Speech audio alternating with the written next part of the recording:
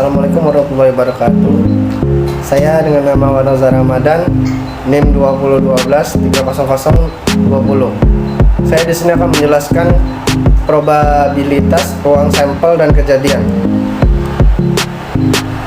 Yang pertama, probabilitas beberapa peristiwa, yaitu banyak kejadian yang sulit diketahui dengan pasti, namun kita dapat mengetahui kejadian tersebut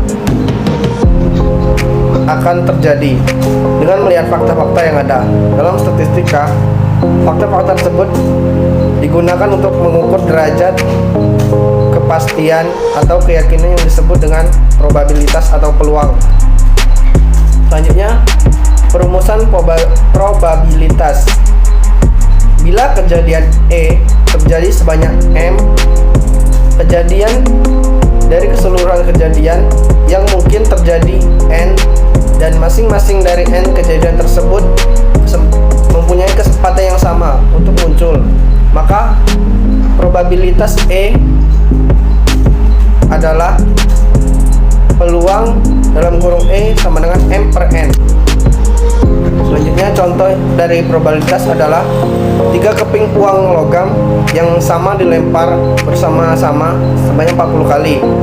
Frekuensi harapan agar munculnya 2 gambar di sebelah atas adalah, penyelesaiannya yang pertama, P adalah 2 gambar satu angka sama dengan 1/4, maka FH sama dengan PA dikali banyaknya percobaan. 1/4 dikali 40 sama dengan 10. Selanjutnya, ruang sampel dan kejadian. Ruang sampel adalah himpunan dari semua hasil yang mungkin muncul dalam suatu percobaan statistik. Ruang sampel merupakan himpunan semesta yang ditandai dengan S. Anggotanya disebut titik sampel. Kejadian adalah himpunan dari semua hasil yang mungkin atau terjadi pada suatu percobaan statistik. Kejadian merupakan himpunan bagian dari ruang sampel. Kejadian dilambangkan dengan huruf kapital, misalnya A, B, dan C, dan seterusnya. Anggotanya disebut juga titik sampel. Ruang sampel dan kejadian lanjutan.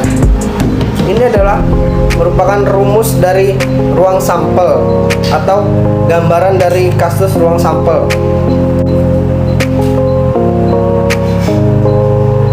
Contohnya adalah bila kejadian A terjadi sebanyak M, cara ruang sampel S yang terjadi sebanyak N cara, maka probabilitas A-nya adalah, rumusnya adalah P dalam kurung A sama dengan N dalam kurung A per N dalam kurung S sama dengan M per N, di mana N dalam kurung A sama dengan banyak anggota A, N dalam kurung S banyak anggota. Contoh soalnya adalah peluang satu angka dan satu gambar pada pelemparan 2 uang logam adalah. Pembahasannya, S sama dengan ruang sampel. Di dalam tabel sudah terdeskripsikannya. Berdasarkan tabel di atas, banyaknya ruang sampel N, S sama dengan 4. Kejadian muncul 1A, 1G sama dengan A, G, dan GA sama dengan NA sama dengan 2. Di sini sudah terdapat rumus penyederhanaannya. Selanjutnya, analisis data berkala dan anggota indeks. Deret berkala dan peramalan. Bagian 1. Statistik deskriptif. Pengertian statistika adalah analisis tren, linear, kuadratis, dan eksponensial. Penyajian data, analisis varian umum, metode rata-rata bergerak. Ukuran pemusatan adalah analisis siklus atau siklus spektral. Ukuran penyebaran, menggunakan analisis tren mendapatkan estimasi nilai di masa mendatang. Angka indeks. Selanjutnya, deretan berkala dan peramalan. Pengolahan analisis deret berkala dengan Microsoft Excel. Pengertian dari berskala data deret berskala ialah data deret berskala adalah sekumpulan data yang dicatat dalam suatu periode tertentu.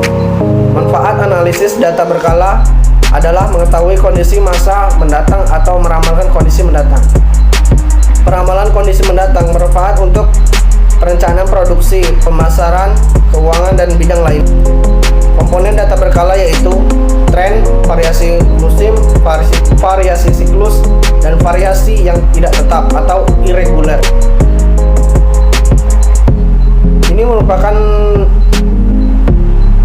rumus dari suatu gerakan kecenderungan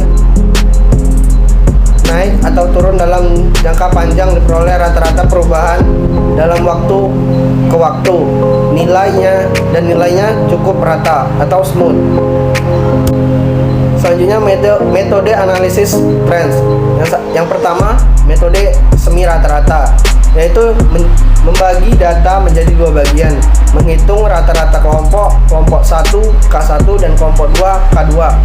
Menghitung perubahan tren dengan rumus B sama dengan K2 kurang K1 per tahun dasar K2 dikurang tahun dasar K1.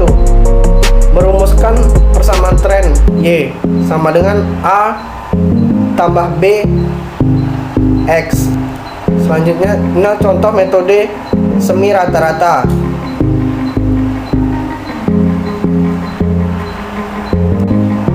Yang kedua, metode tangan bebas. Langkah-langkah untuk menentukan garis tren dengan menggunakan metode tangan bebas sebagai berikut. Buat sumbu tegak Y dan sumbu mendatar X. Buat scatter diagram, yaitu kumpulan titik-titik dia koordinat X, Y. X sama dengan variabel waktu dengan jalan observasi atau pengamatan langsung terhadap bentuk scatter diagram. Tariklah garis yang mewakili atau paling tidak mendekati semua koordinat yang membentuk diagram secara pencar tersebut.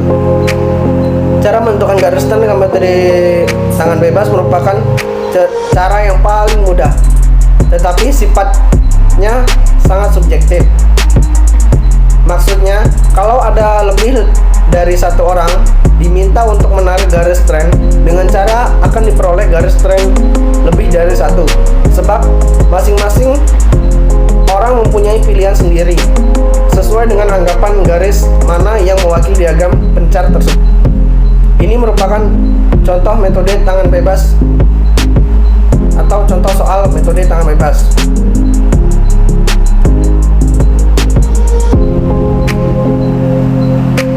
Cara penyelesaian dari soal di atas ialah membuat tabel, yaitu seperti gambar berikut. Dilakukannya lalu melakukan substitusi dengan cara sebagai berikut.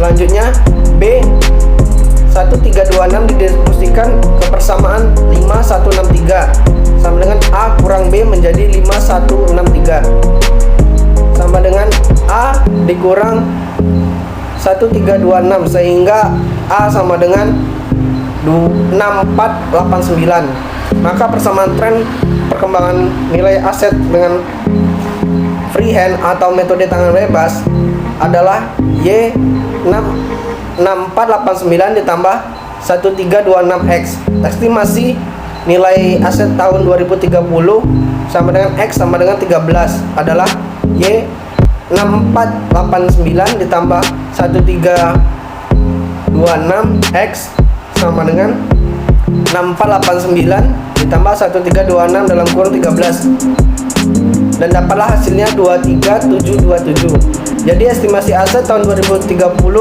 dengan metode tangan bebas atau freehand adalah 23.727 triliun. Selanjutnya, metode rata-rata bergerak. Kalau kita mempunyai data berkala sebanyak N, maka rata-rata bergerak N waktu, tahun, bulan, dan hari merupakan urutan rata-rata hitung. Setiap rata-rata hitung disebut total bergerak, yang berguna untuk mengurangi variasi data asli. Di dalam data berkala, rata-rata bergerak saring dipergunakan untuk memuluskan fluktuasi yang terjadi dalam data tersebut. Dalam menggunakan rata-rata bergerak untuk mencari tren, maka kehilangan beberapa data dibandingkan dengan data asli. Artinya, banyaknya rata-rata bergerak menjadi tidak sama dengan banyaknya data hasil atau data asli. Pada umumnya, jumlah data asli berkurang sebanyak N dikurang 1. N sama dengan derajat rata-rata bergerak, yaitu banyaknya data yang untuk menghitung rata-rata bergerak. Contoh soal dari metode rata-rata bergerak ialah sebagai berikut.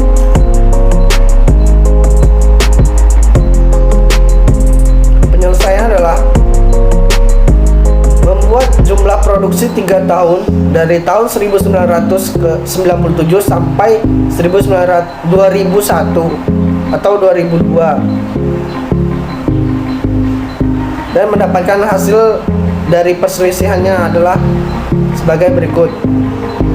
Dari tabel di atas, maka estimasi produksi dapat dilihat dari kolom rata-rata bergerak 3 tahun. Misalnya estimasi produksi untuk tahun 2001 adalah 4.407 unit. Selanjutnya, metode kuadrat terkecil. Seperti kita ketahui bahwa garis tren linear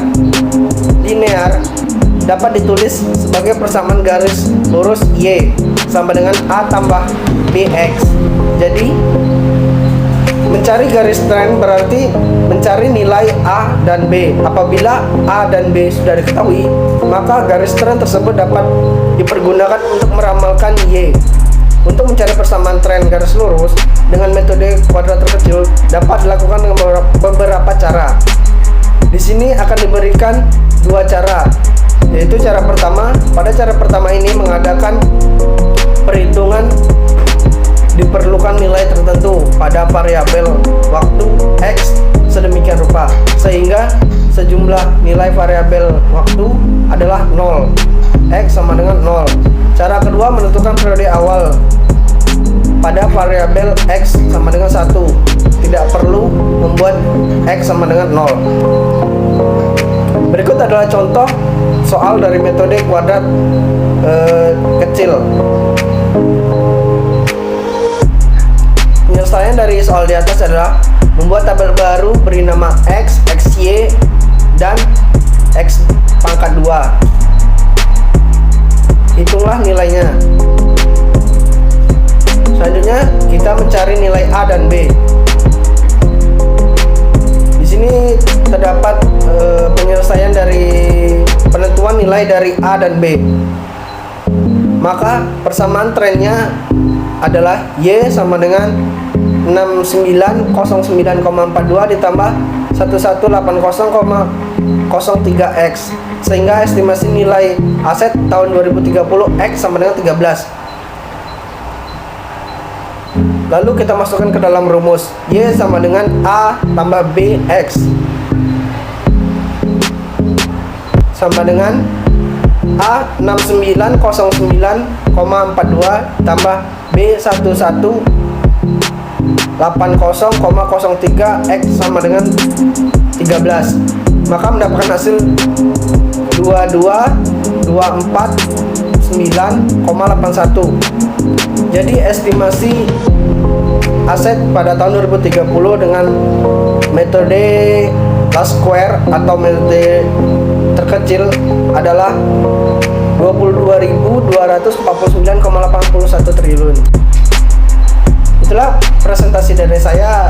Kurang lebihnya saya mohon maaf. Wassalamualaikum warahmatullahi wabarakatuh.